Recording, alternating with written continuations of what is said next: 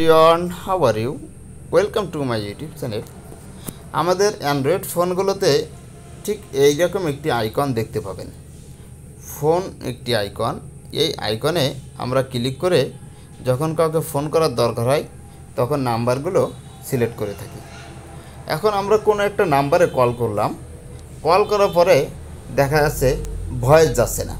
তার কারণ কি? তার কারণ হলো আপনার এই ফোনের সঙ্গে মাইক্রোফোনের অ্যাক্সেস দেওয়া নেই।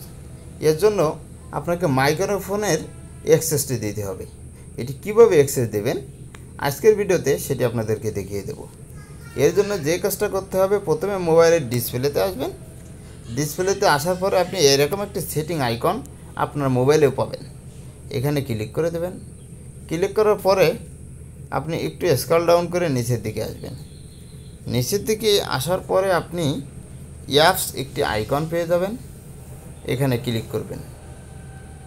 ঠিক এরকম একটা ইন্টারফেস আপনার মোবাইলের ডিসপ্লেতে শো করবে। অ্যাপস ম্যানেজ অ্যাপ যে অপশনটি আছে এই অপশনে ক্লিক করবেন। ক্লিক করার পরে এরকম ইন্টারফেস আপনার মোবাইলের ডিসপ্লেতে শো করবে। ওপরের দিকে সার্চ অ্যাপস নামে একটি অপশন শো করবে, পাশে সার্চ চিহ্ন থাকবে, এই অপশানে ক্লিক করবেন। ক্লিক করার পরে আপনি টাইপ করবেন আপনার প্রয়োজন মতো যে অ্যাপস দরকার।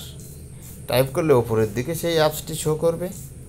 এখন এই অ্যাপসের উপরে ক্লিক করতে হবে। ক্লিক করার পরে আপনি নিচের দিকে দেখতে পাবেন অ্যাপস পারমিশন একটি অপশন আছে, এই অপশনে ক্লিক করে দেবেন। এখানে ক্লিক করার পরে মাইক্রোফোন একটি অপশন আপনি দেখতে পাবেন।